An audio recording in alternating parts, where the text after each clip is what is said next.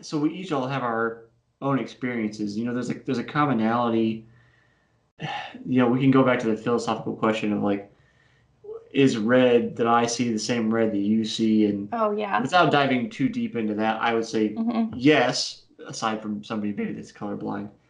Um, but we all are living within our own tracks of life. Like Mm-hmm. I haven't lived your life, you haven't lived my life, and so I kind of like to explore the seeing if there's a common language between what I experience and what you experience, and because that's how we build a bridge. Like Mm-hmm. we're not to the point of, as far as I know, that we're not psychic. Like we can't communicate via just thoughts. Yeah. So we Yeah. have to use this language, this clumsy language, to try to get across whatever it is we're trying to communicate.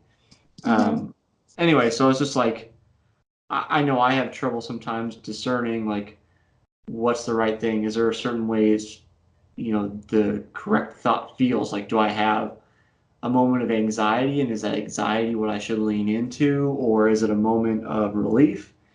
And it's not always the same thing. So I was just kind of curious if you'd experienced that, or if that was any part of your process to, you know, figure out what that truth was. Oh yeah.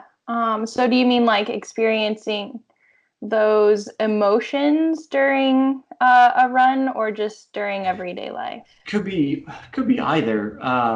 Say you're struggling with something. I know um, often I'll kind of have like an anxious feeling, or which is really a fear, and Mm-hmm. then I know for me, typically that's what it is that I need to do. Mm-hmm.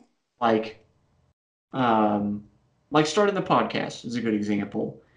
Just sitting down to talk to people that I don't know. Mm-hmm. Sometimes you're like, well, what if I don't know what to say, or what if they think I'm dumb, or there's this fear about Yeah. um, do it. But it's Mm-hmm. like, okay, that anxiety is really telling you it's important, like, or at least to me, it's telling me it's important to me, and that's Mm-hmm. something I need to tackle. So I know not everybody's necessarily going to be anxious about the things I would be anxious about, Mm-hmm. but I use this kind of process of, I'll call it like emotional rationalization, where it's like I'm piecemealing through the emotions I'm feeling in somewhat of a rational manner, as rational as you can be with your emotions, to Mm-hmm. figure out what I should be doing and like what to listen to. Mm-hmm.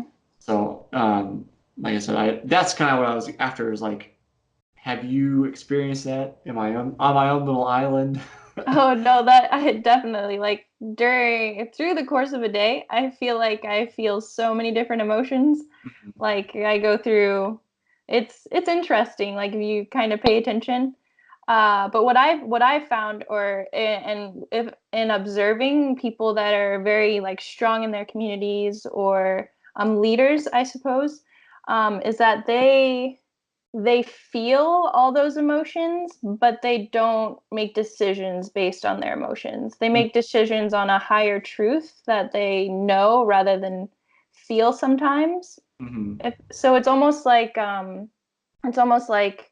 the emotions are sort of chaos in a sense, like just surrounding you and to go to figure out what to do, you can pay attention to them, but you have to have a core of a deeper truth Mm-hmm. to make decisions on. Does that make sense at all? That's Yeah, no, my I'm with understanding you. anyways. Yeah, Okay. I'm with you. Okay. Um, So as we kind of continue forward, keep in mind I'm not picking on you. My dad taught Sunday school for a number of years. He was a teacher as a profession and then taught Sunday school, and he always Hmm. loved to play devil's advocate. So if I'm poking at you, it's because I've inherited that trait from him. Oh no, that's fine, do it. Um, because that often that distills, your values a little bit quicker than just me saying, well, what do you think? Yeah. Um, so like, how do you personally, and like, how do you find that kind of core belief, or that higher truth, when you're muddled in the noise and the cloud of all those emotions that you might experience on any given day? Yeah. So a big thing. So I guess I'll say three things. One, is journaling is really good. Hmm. Because it kind of helps you see the fuzz almost. Hmm. Having a mentor or multiple mentors that kind of rein you in and tell you or help you see beyond the fuzz of the emotions, Hmm. and also knowing the truth. So I spending time in the Bible and knowing what God says who I am, because then I know who I am based on what He says that I am. Um, and that has been really important for me, anyways. Is using the Bible as my foundation. Hmm. I'm like, okay, my brain is telling me this. It's saying you're not good enough to do this. But Hmm. wait, no, that's not the truth. I know Christ says that I am good enough. It says in the Bible, various scriptures that we are equipped to do whatever He has led us to do, um, and things of that nature.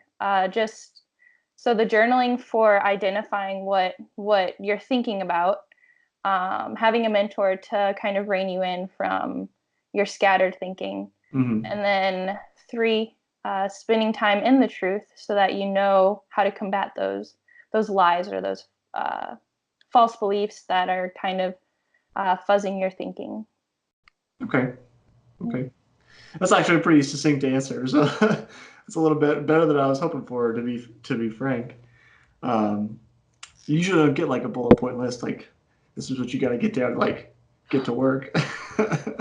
I've thought about that one a lot though. So Well, that's fair. I mean, that's why I talk to people. It's like trying to figure out, you know, like I said, we don't all have the same experience. So like part of the show is, giving a platform to people like yourself where it's like, I wouldn't necessarily think about it or even like think to talk about it. So it's like getting a different perspective on things hmm and figuring out how to relate.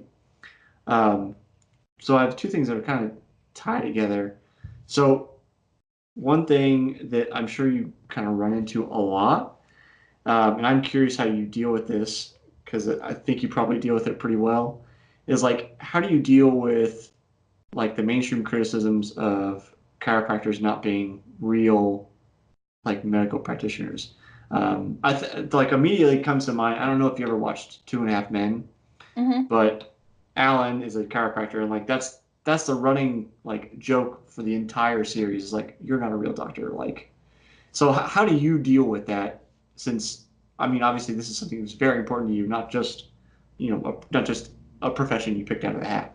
hmm So I haven't ran into that too much. I mean, Okay, I'm also pretty fresh out of school though. that's fair. Um, and I think the most powerful thing is to share what it has done for you. Like with anything, your testimony is more powerful than really any research. Hmm. Um, and so I use that as almost as proof as to what chiropractic can do. I mean, granted, everybody's different, and then just share with them my knowledge, and with if I have a chance to talk with someone, they will see and understand. I have mixed feelings about research because I know how it can be manipulated. So, Hmm. but I mean, I have put in the time to look at the areas of the brain that are activated by chiropractic adjustments. And I mean, with BGI, biogeometric integration, I work with all areas of the body. I work with the soft tissue, um, and I release wherever I find it, which will also um, release emotions sometimes and help people with their thought processes. And um, does that answer your question? I Yeah. think I kind of went on a tangent. No, tangents are what I do. Like that's Okay. I live on tangents, so that no problem. Yeah. Um, so like, can we go back a little bit with, I mean, your introduction to biogeometric integration was because of your issues as a runner. And you kind of touched on that a little bit, but could you like relive a little bit for us, like starting, before you had encountered anything and then kind of going through the process, like how did you feel? What did you, think? What was that process like for you? With biogeometric integration, BGI. Yeah, so from like when you were running in college and then your body was basically like, you're done, I'm done with you, this is shenanigans, Yeah. and then going through kind of your healing process. Oh, okay. So after uh, kind of having a system crash, I Hmm. like to call it, I discovered chiropractic, and they explained how uh, all of so whenever you're developing your spinal cord develops first, and from your spinal cord develops your organs, and then from your organs your muscles, and so your organs are deeply connected to your spinal cord, and that's how they get the nerve the communication from your brain. Hmm. So if your spinal cord is at all being hindered, then your organ function will not be at its best. And so they explained that to me, and I was like, "Oh my gosh, that's amazing." And so I went to chiropractic school, and I just like, that feeling when there's just kind of something missing or something that you're not getting. Hmm. I was like, man, there's just something more. There's something that I'm not getting, or there's something that I need to find. And eventually, I found BGI. It was through it was through a seminar. I went to a lot of seminars, like outside of school training, and I've met somebody who did something similar, and then kind of educated me on what it was. And so BGI, it looks at the body in a very different way, and it explained how your life experiences, if not dealt with, or they call it integrated, then it can get stored in your body, because you weren't able to deal with it at the time. So then your body deals with it for you and holds on to that tension. And so by releasing it in the body, you release it in the mind as well. And you're able to deal with it once it's released from the body. Hmm. So So, that so so like, for you personally, like how did that progression work? the progression. So like from being injured and everything going haywire to like feeling better, like how did that affect you personally? Oh, effect. Oh, I mean, it's amazing.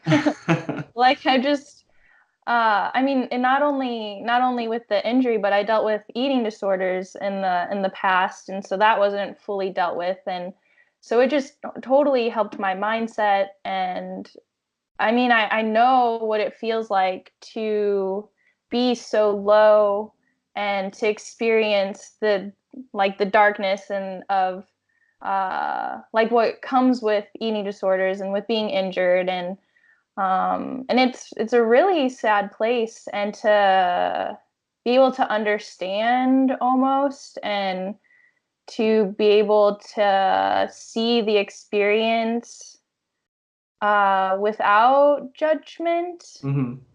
I suppose, and to have it be a part of me in a good and supportive way, through the use of through I mean through the experiences that I've had with chiropractic. It's just, I mean, it's really amazing. And I think that we go through really tough low lows in order to be that person that we needed Hmm. whenever we were at that stage.